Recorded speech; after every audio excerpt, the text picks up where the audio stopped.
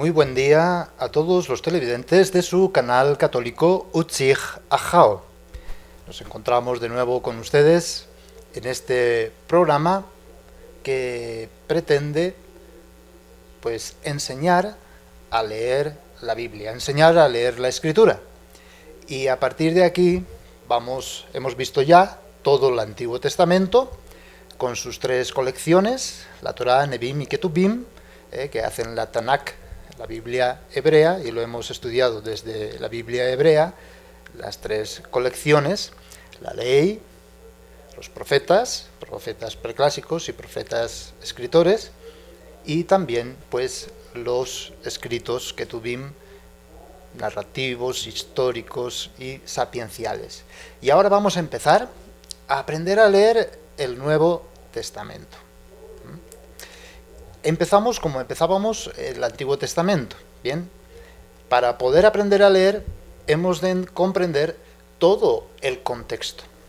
Y el contexto primero no es la letra, no es lo escrito, palabra por palabra, sino que hay un principio, hay un comienzo. La palabra existe antes que la escritura. ¿Ven? Esto es evidente. Incluso la palabra va más allá que la letra y que la escritura. Y eso es lo que hemos de comprender de principio. Bien. El primer momento es la revelación. La revelación es la manifestación de Dios a través de hechos históricos. Es decir, la revelación es un acontecimiento, es algo que no se puede escribir, sino es algo que acontece. Es algo que se experimenta, es un encuentro personal, no solo intelectual como puede ser la escritura, sino de todo el ser, de toda la persona, con un Dios que se manifiesta también personalmente y se manifiesta a través de su palabra y de su amor, en hechos concretos de la historia, no imponiéndose a nuestra inteligencia y a nuestra voluntad, sino mojándose, entrando en nuestra forma de entender, entrando en nuestra forma de comprender, para poco a poco ir manifestándose en la medida que nosotros nos abrimos. Y esta es la maravilla de Dios y de nuestra fe. Una fe histórica. Bien. Por lo tanto, vamos a empezar hablando de nuevo, como lo hacíamos en el Antiguo Testamento, del acontecimiento, del hecho. El acontecimiento o el hecho es la revelación de Dios. Dios se manifiesta. Ahora bien, se manifiesta en la historia.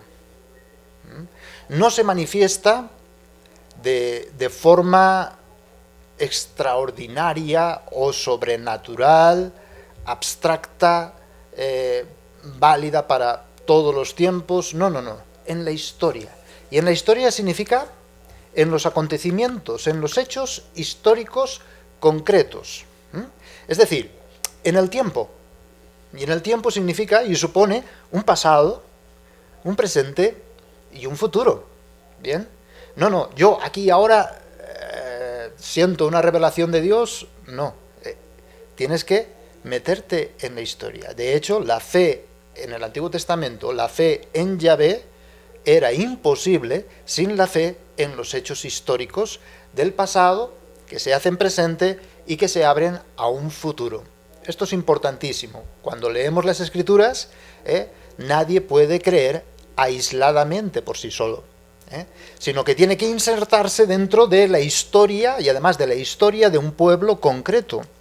Hay que hacer memoria.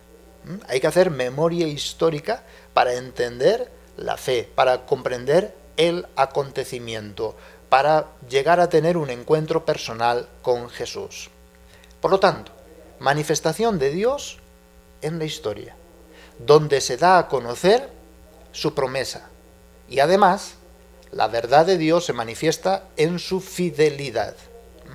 Dios se revela a sí mismo. Dios no revela cosas, sino a sí mismo. Y en hechos concretos, históricos.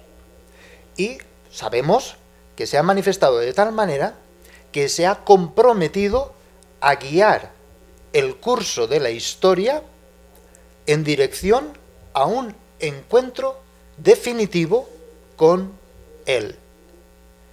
Se mete en la historia para decirnos, caminen y me verán cara a cara. Por lo tanto, no es una manifestación de una vez por todas. Las sectas, ¿verdad?, encerradas en sí mismas, dicen enseguida, nosotros tenemos la verdad, y la verdad es esta. Pues no es la verdad bíblica, no es fe cristiana, mucho menos. No se manifiesta de una vez por todas, sino que progresivamente,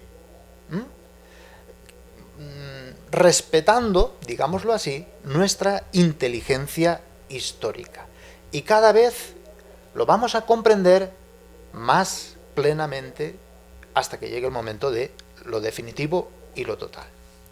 Comprendemos así la manifestación de Dios. En el pasado, la creación. En el presente, la encarnación.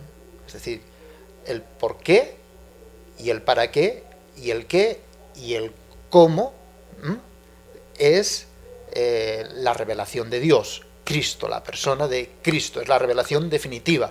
Es la imagen visible del Dios invisible. Bien, es la plenitud de la revelación. Cristo. Y en un futuro se nos promete estar con Cristo, es decir, la resurrección y la vida del mundo futuro. Y Dios se manifiesta confirmando su fidelidad. Soy fiel, yo te he creado y yo guío tu historia para un encuentro definitivo conmigo. Y lo que quiero que vivas y como quiero que vivas, ahí está, en mi Hijo. Dios se da a conocer en su Hijo, como el camino, verdad y la vida auténtica. El porqué de nuestra vida, el para qué y además el qué y el cómo podemos vivir. El acontecimiento, el hecho de la revelación. En el Antiguo Testamento hemos descubierto como que era una sombra, una figura, una promesa a ir hacia adelante, pero hacia algo que no se ve y algo que quizás tampoco se entiende y se comprende definitivamente. Por eso el Antiguo Testamento siempre es como un dedo que señala otra realidad. El Antiguo Testamento lo hemos aprendido a leer, pues, como dedo que señala el Nuevo Testamento. ¿Por qué? Porque es cuando Dios se automanifiesta, se manifiesta a sí mismo en Cristo. Esto es lo que yo quiero como quiero. Ahí está, en el Hijo de Dios, venido en la carne.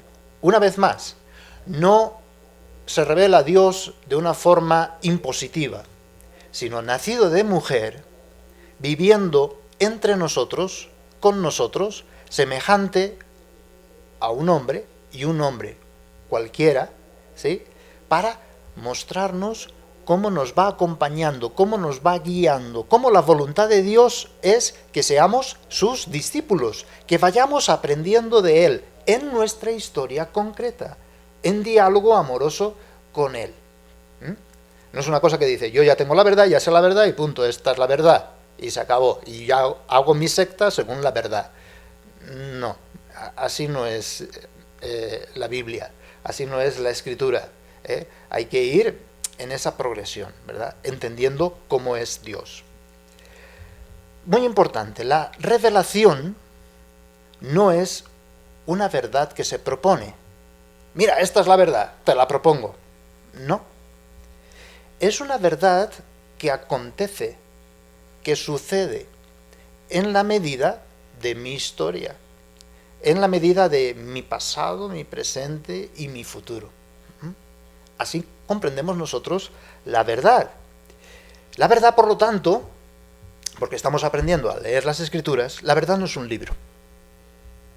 Definitivo. Las sectas son religiones del libro. Y la verdad es el libro. No, nunca.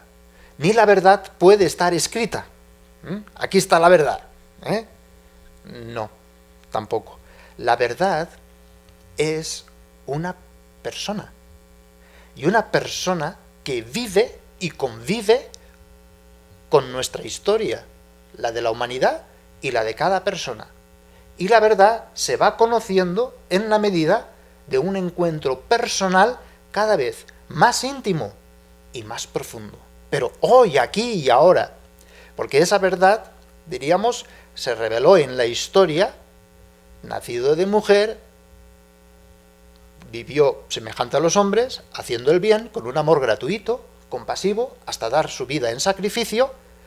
En la cruz fue sepultado, resucitó, ascendió al cielo y está sentado a la derecha del Padre, nos envió desde ahí el Espíritu Santo y nos espera para la segunda venida definitiva, así un encuentro cara a cara con Él.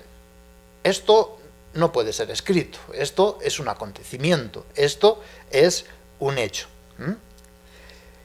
Por eso la Escritura, la Biblia, lo hemos de entender no como la verdad, no como la revelación, no como el acontecimiento, no como el hecho, sino, estamos aprendiendo a leer la Biblia, sino como testimonio privilegiado de la revelación. Solamente así podemos aprender a leer la Escritura. Si vamos ahí para decir, la verdad es esta, cuidado, te vas a engañar, te vas a equivocar y vas a hacer tu secta. No, la verdad es un testimonio privilegiado de la revelación y del acontecimiento. Por eso la tenemos que poner en su lugar. ¿Bien? Y cuidado con que sustituya al mismo Dios, porque fue la tentación y el pecado de los fariseos, por ejemplo. Tentación y pecado de los actuales fariseos, que son todas estas sectas protestantes que tenemos actualmente, miles y miles y miles de ellas por toda Latinoamérica, sobre todo, ¿verdad? Que ahora ya están pues apareciendo poco a poco también en otros continentes. No, no es así. La Escritura nos hace comprender que este Dios venido en la carne está vivo, aquí, ahora, junto a ti, y te quiere liberar, y quiere acompañarte, siendo tu amigo, para que en diálogo amoroso con Él, porque está presente, aprendas. Aprendas cuál es tu origen, cuál es tu destino, cuál es el sentido de tu vida. Cuando tú tengas una enfermedad, un dolor, un problema, un sufrimiento, pues sepas compartirlo con Él. Sepas cómo es Dios mismo el que se compadece y sufre contigo y te acompaña a esta gran realidad, el encuentro definitivo cara a cara con Él para la vida eterna. Claro, Padre, pero ahí se necesita la fe. Por supuesto que sí. Sin fe es imposible agradar a Dios. Pero la fe es caminar, y caminar entendiendo que Dios está presente y está conmigo. Y no solamente conmigo individualmente, sino con su nuevo pueblo de Dios, con el cuerpo de Cristo y el templo del Espíritu. Por eso la comunidad. ¿Bien? Y entonces, esta es la realidad. No es algo que digo, yo tengo la verdad, ya la tengo, punto y se acabó. Ya, a mí ya nadie me dice nada porque esto es la... No, el Señor no se revela de esa forma. Nuestra fe es una fe histórica, que camina, ¿verdad? Y como respeta completamente nuestra libertad, aquí hay otra cuestión, que yo puedo estar caminando con Jesús. Yo puedo tener fe hoy, aquí y ahora. Y puedo sentirle como mi compañero, como mi amigo. Pero ahorita mismo puedo cortar y puedo dejar de tener fe. ¿Por qué? Porque Dios no me obliga, no es algo que me determina y quiera o no quiera ya tengo este camino. No, es revocable. Es decir, yo puedo volverme atrás. ¿Quién dice que la intención de Judas, por ejemplo, al principio era buena? Dios en Jesús lo eligió, pero lo traicionó. ¿Por qué? Porque nuestra fe no es algo que nos predestine, que nos determine. Siempre está nuestra libre voluntad. Y día a día yo tengo que decir sí. Y puedo decir no. Por eso tengo que tener cuidado. Bien, esto es importante. Pero claro, también es pues digno de estudio decir, es que lo mejor, lo más razonable es tener fe. Vivir sin fe, qué estúpido es. Es decir, vivir sin fe es vivir sin sentido en la vida, sin proyección, sin saber cuál es mi origen. ¿Y para qué hacer? ¿Para qué vivir? ¿Para qué trabajar? Sin fe, todo es absurdo, termina en la muerte. Por eso mi opción es la fe, hoy, aquí y ahora. ¿Bien? Ahora, lo que yo quiero decir es lo siguiente, que la revelación del acontecimiento no es un libro, ni puede ser escrito, y sustituir lo escrito por el acontecimiento. No. Cuando vayamos a leer la Escritura, y ahora específicamente el Nuevo Testamento, no nos quedemos en la letra, no nos quedemos en el libro, sino lo que señala, lo que significa. Es testimonio privilegiado, subrayo esta palabra, para tener un encuentro yo hoy, aquí, ahora con Cristo. Para eso fue escrita, pues, la Escritura, para facilitarme un encuentro personal cada día, en cada momento y en cada circunstancia con Dios. Porque nuestro Dios es el mismo, ayer, hoy y siempre. ¿Qué significa esto? ¿Sí? Que ahí puedo yo entender si lo que estoy viviendo es real o inventado. Mira, estos tuvieron la misma experiencia y estos caminaron así. Uno piensa, Dios es castiga y tal, lo que fuera. Mira, pensaban así, pero después cambiaron de opinión. ¿Por qué? Porque el mismo Dios les fue educando pedagógicamente para que entendieran la otra realidad. Y la realidad está en Cristo. ¿Bien? Ahora, si primero es el hecho, primero es el acontecimiento, primero la revelación, antes que el libro y que la Escritura, y ya entendemos la Escritura como testimonio de este acontecimiento, de este hecho. Ahora, lo que provoca el acontecimiento y el hecho es la celebración, antes que la Escritura, es decir, la liturgia. Así como veíamos, Dios libera al pueblo y el pueblo lo celebra con la Pascua. Posterior fue el escrito. Y entonces no podemos separar el acontecimiento de la liturgia. ¿Por qué? Porque la liturgia en la Escritura es entendida actualización del acontecimiento. Es decir, hoy, aquí y ahora sucede el hecho de la revelación, la manifestación de Dios. Eso es lo que significaba la celebración de la Pascua judía o la celebración de la nueva Pascua, la Eucaristía, la misa. En cada misa sucede el acontecimiento de la redención. Y esto está antes que la misma Escritura, como vamos a ver. Y además, si esa celebración de la Pascua judía tenía sus elementos, sus días, ahora en nuestra celebración también. El acontecimiento de la encarnación, de la vida, pasión, muerte, resurrección, ascensión al cielo, venida del Espíritu y la segunda venida definitiva se actualiza en la Eucaristía. Aquí las sectas protestantes se separan de la Biblia y dicen, no. Acá, dicen ellos, eso es un recuerdo solamente de algo, de un hecho pasado, como lo interpretaban los paganos. Nosotros los católicos no nos separamos de la Biblia. No. Esto significa hoy, aquí y ahora sucede. Está el hecho, está el acontecimiento. Por eso lo llamamos anamnesis. Acuérdense del Antiguo Testamento, como presencializaban y actualizaban, y ahora, pues con la anamnesis, con esta palabra griega, significa esto. Podemos leer, si quieren, para esto, y además, lo que quiero subrayar, es que la nueva Pascua cristiana se realizaba el domingo, como un hecho importantísimo, destacando el cumplimiento, después de de 7 días, ¿verdad?, viene el octavo. Padre, eso no existe. Por eso, porque Dios ha creado el octavo día, el domingo. Ahí está la importancia y la novedad cristiana.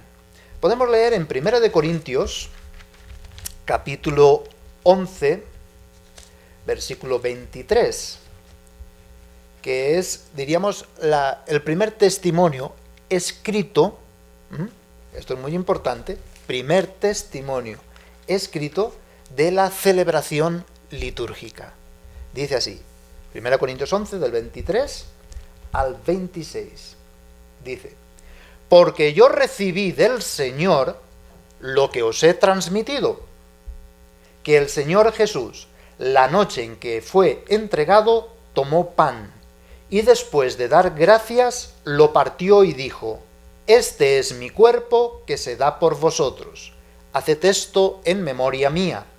Asimismo, también la copa después de cenar, diciendo: esta copa es la nueva alianza en mi sangre, cuantas veces la bebiereis, hacedlo en memoria mía. Y dice el versículo 26, pues cada vez que coméis este pan y bebéis esta copa, anunciáis la muerte del Señor hasta que venga. Cada vez. Ya está aquí la memoria, ya está aquí el memorial. Cada vez, dice, cuantas veces bebiereis, es decir, y cada vez que coméis este pan y bebéis esta copa, anunciáis la muerte del Señor. Según los protestantes, esto es absurdo. O sea, yo cuando celebro la liturgia, la Pascua, ¿estoy anunciando la muerte? No, si Él ya murió. ¿Cómo puedo yo anunciar la muerte? Y aquí se separan de la Biblia, por sus propios intereses. No. Es la misma interpretación de la Pascua judía, es decir, cada vez anunciamos, hacemos presente la última cena, la cena del Señor.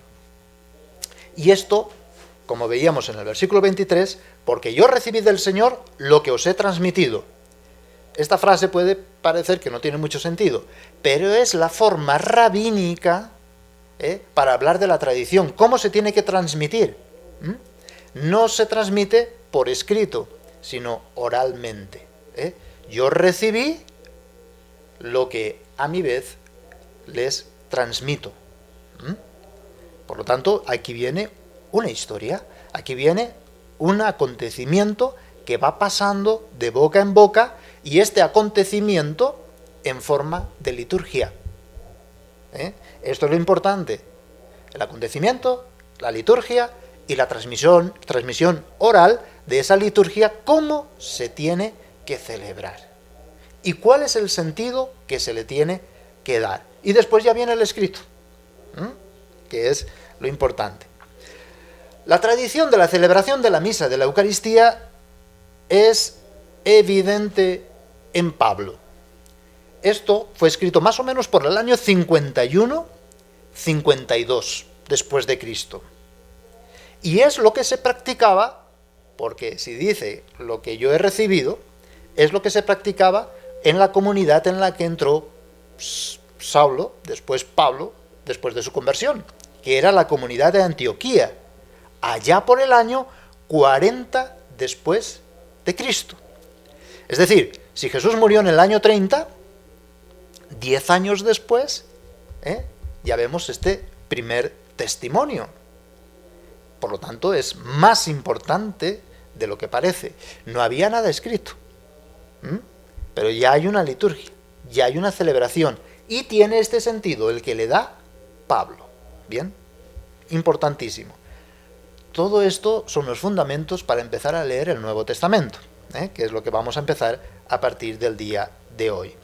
Y fijémonos también en los Hechos de los Apóstoles, por ejemplo, el capítulo 20, versículo 7.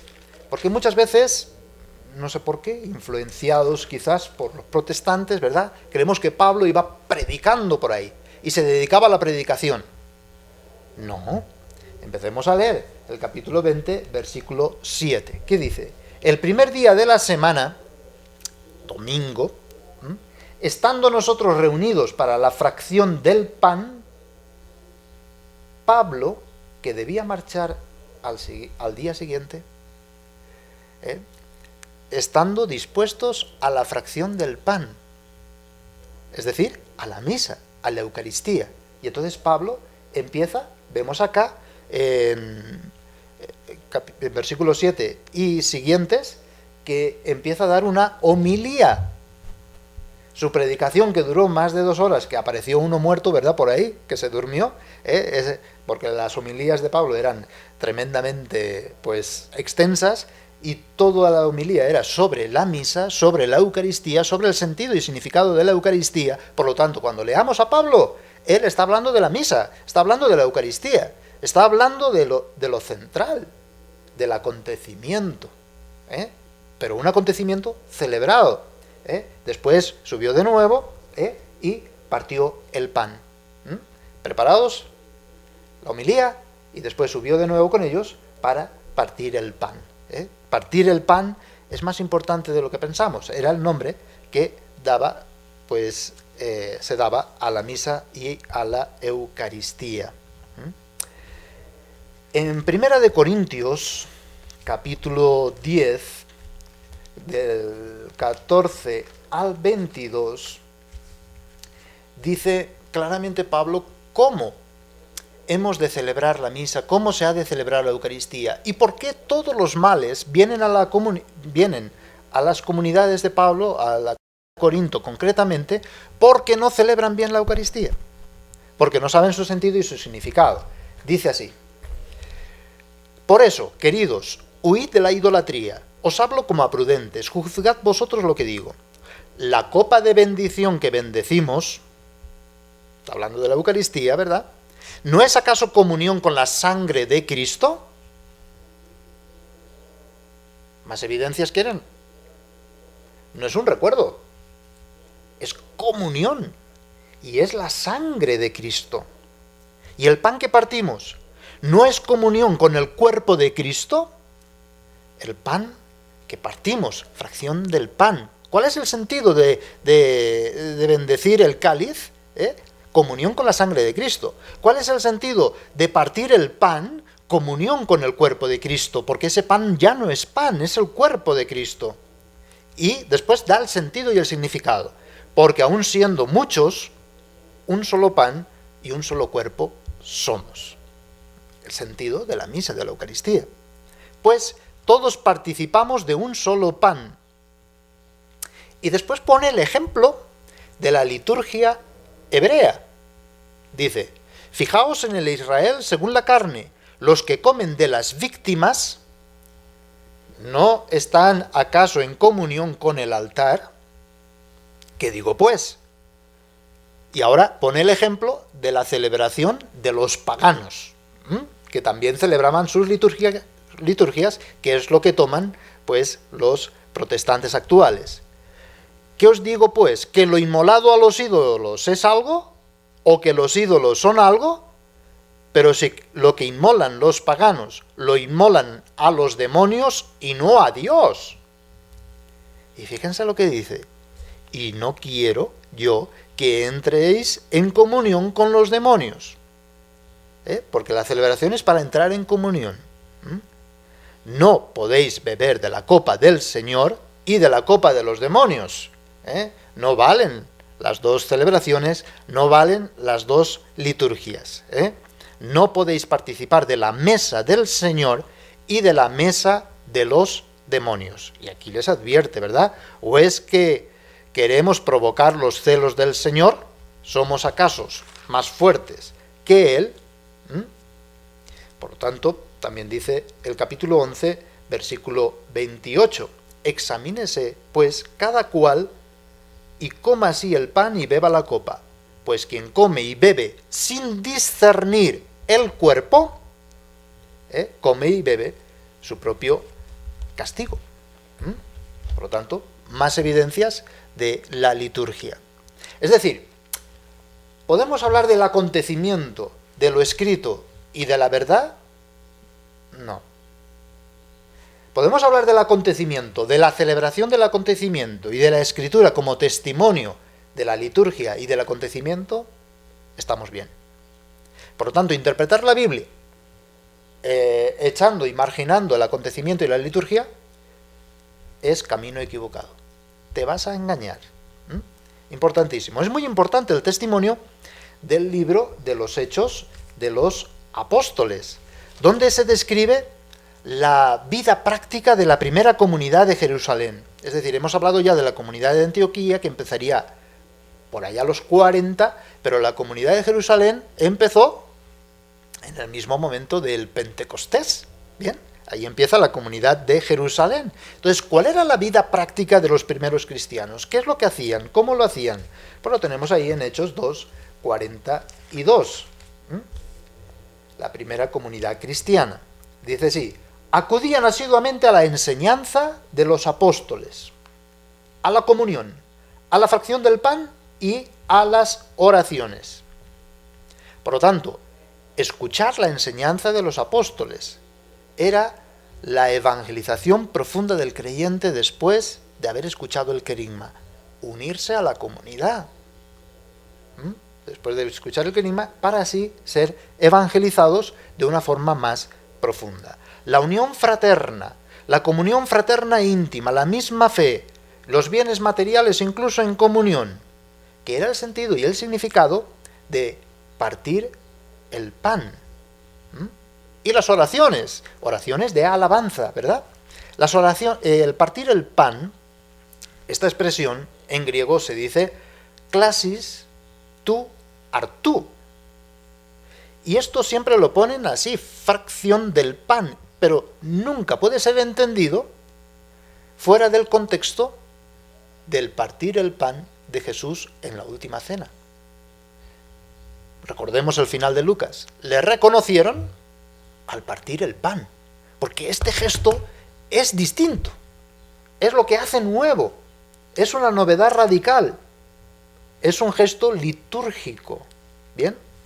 Que repite exactamente lo que hizo Jesús en la última cena. Expresa el compartir. Y es un gesto típicamente judío, es decir, viene del judaísmo, de la Pascua judía. Ya no es repartir el cordero inmolado, sino que es repartir el pan. Esto es mi cuerpo. Y esto es lo que les hace a ustedes cuerpo. ¿Bien? Por lo tanto, tenemos el acontecimiento, tenemos la celebración, la liturgia, y ahora vamos a hablar de la tradición oral, porque antes de lo escrito viene la tradición oral.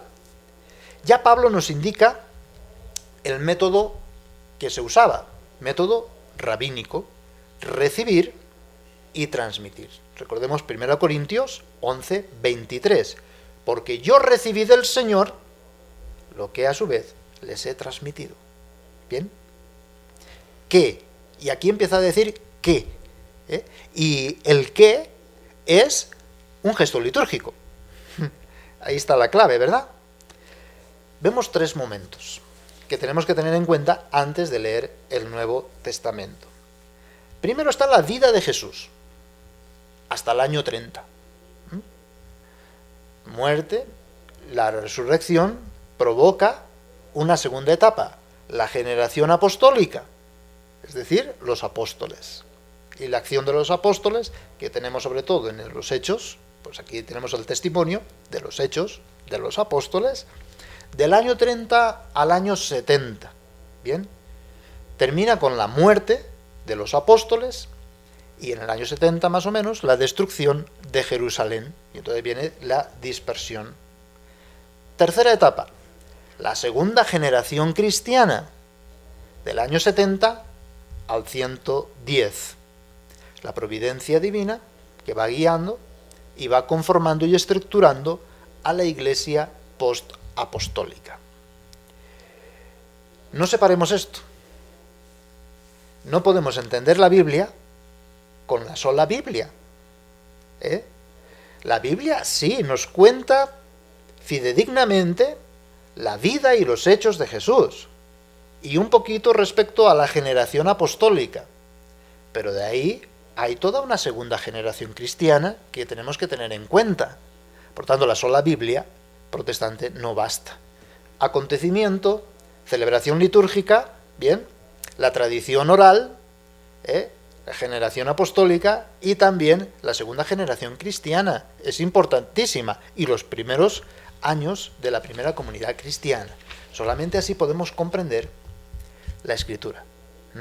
Pero si la comprendemos como lo absoluto y lo demás no sirve, estamos equivocados y nos estamos engañando a nosotros mismos y a los demás. Caigamos en cuenta de esto. Jesús no escribió nada. Jesús no escribió el Evangelio. Y no tenemos ningún testimonio de que Jesús dejara escrito alguna cosa. Por lo tanto, quitémonos este prejuicio.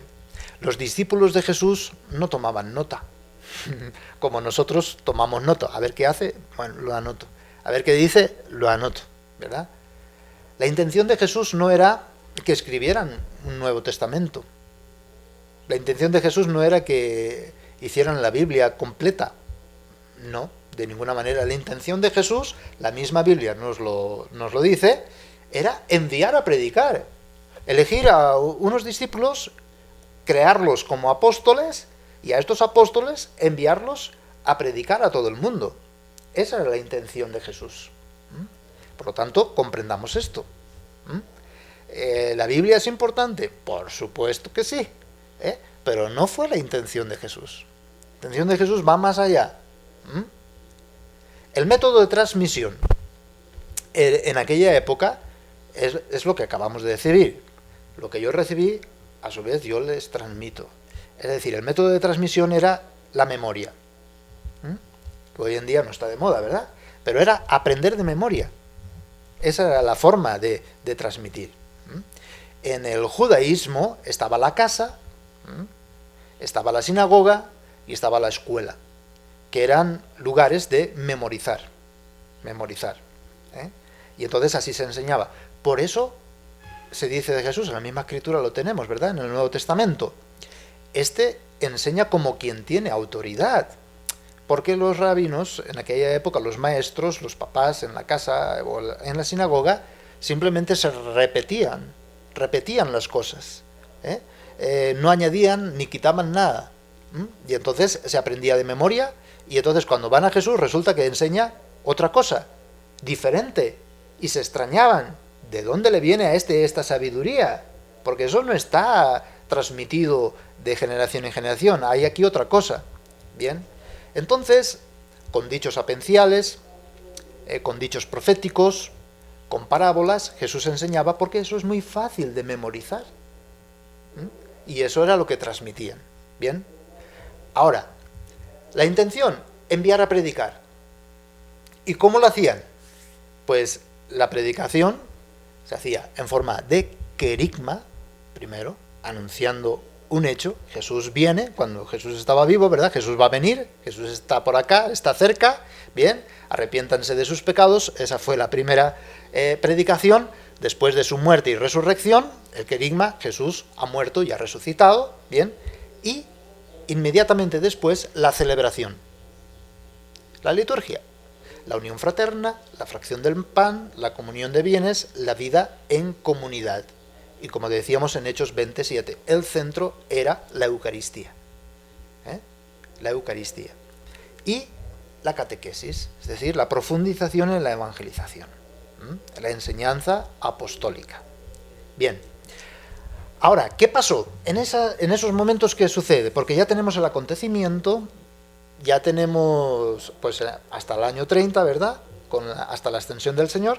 Después ya tenemos más o menos la vida práctica de la primera comunidad cristiana, considerando la comunidad de Antioquía, que era donde estaba Pablo, ¿verdad? Que ya se celebraba la liturgia, y vemos poco a poco cómo ya se va haciendo una segunda generación a la muerte de los apóstoles. Bien, ¿qué pasó para que se tomaran en serio escribir? La propagación de la Iglesia. Primero empezó, y lo sabemos por los mismos escritos, la predicación en Samaria, en toda la costa de Palestina. se continuó por Asia Menor hasta llegar a Grecia y finalmente a Roma. Bien. Entonces la Iglesia se propagó prácticamente por todo el oriente del Imperio Romano. Y las comunicaciones no eran como las actuales, ¿verdad? Que uno sabe la noticia al momento, ¿eh? Y entonces, como había mucha diversidad, tenía que unirse, ¿verdad? Como una misma fe, un mismo credo, una misma confesión. Y entonces empezaron ya a poner por escrito para que cada comunidad pues tuviera la enseñanza de Jesús, la vida de la Iglesia, pues a mano. Bien. Podemos hablar de tres comunidades diversas, en situaciones diferentes. Ya hemos hablado, la comunidad de Jerusalén. Comunidad de Jerusalén tenía las raíces del judaísmo. Y estaban viviendo, pues todos eran judíos, el mismo Jesús era judío, todas las tradiciones, costumbres, la ley de Moisés y todo lo judío. Entonces su intención era decir, cuando se escribe, Jesús es el cumplimiento de las Escrituras. Eso es lo que querían decir, para que se cumpliera la Escritura. Es decir, convencer a los de su misma raza, los judíos, que Jesús verdaderamente, en él se cumplen todas las promesas. Por eso, la insistencia de decir, Jesús es el Mesías, Jesús es Señor.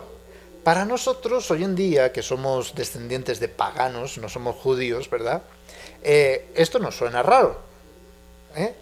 Por ejemplo, las sectas protestantes dicen, di Jesús es Señor, di Jesús es Señor. Pero ¿saben qué significa eso? Hombre, si fueran judíos, pues la gente diría, pues sí, Jesús es Señor, pues tiene toda la carga del Antiguo Testamento y de toda la tradición, claro, Jesús es el prometido, ¿eh? Pero nosotros no podemos entender esto. Al menos se nos va a hacer muy difícil. ¿Por qué? Porque no somos judíos ni conocemos las Escrituras. ¿Bien? Pero esa era la pretensión de los apóstoles, de la comunidad de Jerusalén, la primera, ¿verdad? Segundo, otra comunidad en una situación diversa a la de Jerusalén. Era la comunidad de Galilea y de Siria. Esta comunidad acentuaba sobre todo no que Jesús es Señor, sino que ya tiene cierta novedad. Entonces acentuaba la enseñanza de Jesús. Y vemos en algunos evangelios, como los vamos a ver después, que acentúan Jesús enseñaba y toda la enseñanza de Jesús como la clave, como lo importante. Los signos de Jesús, las parábolas de Jesús, las enseñanzas de Jesús, ¿verdad? Esto era lo que acentuaba la comunidad de Galilea y Siria, sin descuidar tampoco decir que Jesús es Señor. ¿Bien? Y después otra comunidad diversa, que es la de San Pablo, Lucas, Marcos, los que iban evangelizando toda a los paganos, que era la comunidad helenista. Lo que resaltaba en estas comunidades era la novedad de Jesús y también que va más allá del judaísmo, es decir, que abre las puertas a todas las gentes y no se reduce solamente al pueblo judío. Y la novedad era la gracia y la libertad del Espíritu. ¿Bien? Esto era lo que se acentuaba. ¿Bien? Y ahora, hemos visto estas tres comunidades diversas, pero unidas en la misma fe, no contrapuestas. Porque hoy en día se ha querido destacar la contraposición de las comunidades. No, no hay ninguna contraposición. Entonces, fueron poniendo por escrito, ¿verdad?, para mayor unidad y garantía de unidad en la fe, las colecciones de parábolas, las controversias, los hechos o signos milagrosos, unidades narrativas y sobre todo lo que era más difícil de memorizar. ¿Bien? Por ejemplo, Pablo dice, como Jesús dijo, hay más felicidad en dar que en recibir. Si uno ve los evangelios, eso no está escrito. Pero eso era súper fácil de memorizar, por lo tanto, no era necesario escribirlo. ¿Verdad? Hay muchísimas cosas que Jesús dijo que no están escritas, pero han sido transmitidas oralmente. Este es un ejemplo. tampoco, como vemos, no están contrapuestas las comunidades, tampoco podemos poner, como hoy en día algunos teólogos baratos, ¿verdad?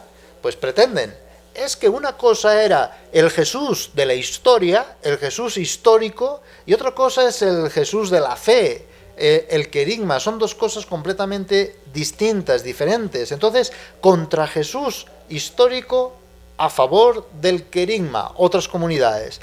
Contra el querigma, a favor del Jesús histórico. No, no. Si leemos la Escritura no podemos separar al Jesús histórico del Jesús de la fe. Está completamente compenetrado el uno al otro. ¿Por qué? Porque es liturgia. Porque es explicación de la liturgia, es explicación del acontecimiento. Por lo tanto, es memoria pascual, memoria eucarística y memoria apostólica. Bien, no se puede separar. La clave del porqué o de la motivación para poner por escrito. ¿Cuál es? ¿Por qué pusieron por escrito esto y precisamente esto? Leamos el Evangelio según San Lucas, capítulo 1, versículos del 1 al 4. Dice así: puesto que muchos han intentado narrar ordenadamente las cosas que se han verificado entre nosotros, hay una comunidad, tal como nos las han transmitido, el método rabínico, el método judío, tal como nos la han transmitido los que desde el principio, está hablando de los apóstoles, fueron testigos oculares y servidores de la palabra. Ahora dice Lucas: he decidido yo también, después de haber investigado diligentemente todo desde los orígenes, es decir, que no es cualquiera, ¿verdad?, escribírtelo por su orden. ¿Para qué? Aquí vemos la motivación. Para que conozcas la solidez de las enseñanzas que has recibido. Pero lo primero es la transmisión. Y ahora el fundamento, pues ahí viene lo escrito. Pero ya es para gente que está en la comunidad, que se les ha transmitido el acontecimiento, el querigma, la liturgia, está viviendo ya la fracción del pan, y ahí, en ese momento, viene la escritura. Todo por su orden, diligentemente. Bien, entonces esto es clave para aprender a leer el Nuevo Testamento. Lo escrito. Vamos a afirmar cosas, ¿verdad?, como fundamentos claves para aprender a leer la Escritura. Lo escrito en el Nuevo Testamento, en los Evangelios, es histórico. Y esto está comprobado por la ciencia histórica. Es histórico. Es decir, en cuanto narran fielmente lo que Jesús, Hijo de Dios, no podemos separar, no, el Jesús histórico, y el Hijo de Dios, no, viviendo entre los hombres, hizo y enseñó realmente, hasta el día de su ascensión. Es decir, ¿tú quieres saber qué hizo Jesús y qué es lo que enseñó Jesús? Aquí está. Aquí está. Y narran fielmente lo que Jesús hizo y enseñó. Pues esto que, ¿de dónde viene? Esto que Jesús hizo y enseñó fue comunicado por los apóstoles. Recibir y transmitir. Pero ahora con una mayor comprensión, porque era distinto cuando vivían con Jesús presente al verle con los ojos en su resurrección y ascensión al cielo. Por lo tanto, desde la resurrección y ascensión al cielo entienden mejor y más plenamente cuando estaban con Él. Ahora entendemos las Escrituras. Ahora entendemos por qué Jesús dijo esto, por qué Jesús hizo esto, y todo lo ven a la luz de la resurrección. Por lo tanto, así tenemos que leer las Escrituras, de la misma manera. Bien. con la mayor comprensión por la resurrección gloriosa y la enseñanza del Espíritu de la verdad. Es decir, el mismo Espíritu les va iluminando y les va haciendo entender no cosas raras ni extrañas, protestantes y revelaciones sobre... no, nada que ver, sino el hecho de Jesús, el acontecimiento de Jesús. El Espíritu no habla por su cuenta, ¿verdad?, sino que da testimonio de la verdad de Jesús. Por lo tanto, podemos afirmar, los autores sagrados compusieron 4 evangelios, tomando la tradición oral, la tradición escrita y adaptándolos según las diversas circunstancias de cada comunidad. Si era para judíos, Mateo; si era para paganos, Lucas; si era para la comunidad de Pedro, Marcos; o si era en general católica para todos, por San Juan. Bien, ahí tenemos los 4 evangelios, adaptándolos, pero siempre con datos auténticos y genuinos de Jesús. Ahí no tenemos que tener ninguna duda. Bien, por lo tanto, aprendemos a leer el Antiguo Testamento a la luz de Cristo muerto y resucitado. Y aprendemos a leer el Nuevo Testamento también a la luz del Antiguo Testamento. Esto es importante. Para una confesión de fe, en el Antiguo Testamento la confesión de fe era Yahvé nos sacó de Egipto. En el Nuevo Testamento la confesión de fe es Dios vino en la carne, murió y resucitó. La celebración de la fe en el Antiguo Testamento era Pascua, Pentecostés, tabernáculos, el Yom Kippur, el día sábado. En el Nuevo Testamento, la fracción del pan, la venida del Espíritu Santo, los sacramentos y el día domingo. La práctica de la fe en el Antiguo Testamento, todo iba ordenado a la unidad de la celebración y del amor al prójimo. En el Nuevo Testamento, la fe en Jesús y el amarnos los unos a los otros se convierten en un solo mandamiento, ya no 2, sino uno solo. La redención de Cristo sustituye a la liberación pascual del Antiguo Testamento. El sacrificio de Cristo sustituye al sacrificio del Cordero. Y la liturgia de la misa de la Eucaristía sustituye a la liturgia pascual judía. Por lo tanto, hay una continuidad con el Antiguo Testamento, ¿verdad?, pero hay también una discontinuidad. Hay un cumplimiento hasta aquí y hay una superación. Bien, pues estos son los fundamentos primeros para poder comprender la lectura. Es decir, buscamos aprender a leer la Biblia. La base, el acontecimiento. Le sigue la celebración de ese acontecimiento. Le sigue saber que la Iglesia no solamente es la vida de Jesús, sino que es la vida apostólica y es la siguiente generación inmediata a los apóstoles cristiana. Y solamente desde este contexto podemos meter la Escritura. Y la Escritura nunca está en contra de la vida de Jesús, de la vida de los apóstoles, ni de la vida de la Iglesia desde los primeros tiempos. Sería, pues, absurdo, ¿verdad? Todo lo contrario. Es el instrumento, es el testimonio privilegiado, ¿verdad?, de la vida de Jesús, de la vida apostólica, pero que está abierto, y abierto a la vida de la Iglesia hasta el día de hoy, aquí y ahora. Bien, pues el próximo programa vamos a hablar respecto a los primeros libros escritos en el Nuevo Testamento, que son las cartas del apóstol Pablo, y siguiendo con las católicas, con el Apocalipsis, y terminaremos con los 4 evangelios. El mismo evangelio escrito a una comunidad con una circunstancia y una situación concreta.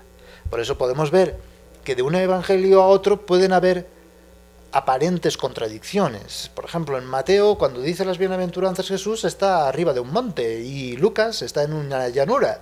A veces miente la escritura. No, lo que pasa es que hay diferente comunidad. En Mateo, pues, está hablando a judíos y está presentando a Jesús como el nuevo Moisés. Y la ley la recibió en la montaña. Por lo tanto, ahí está dando las bienaventuranzas. En cambio, sería incomprensible para los paganos que se suba a una montaña para predicar. Es decir, ellos la costumbre que tenían era en el aerópago, en la llanura, donde todos se sentaban y entonces ahí se explicaba, ¿verdad? Pues, según la comprensión, no es que sea mentira la escritura y nos engaña y nos confunde. No, ahí vemos todos estos fundamentos que acabamos de decir hoy, aquí y ahora.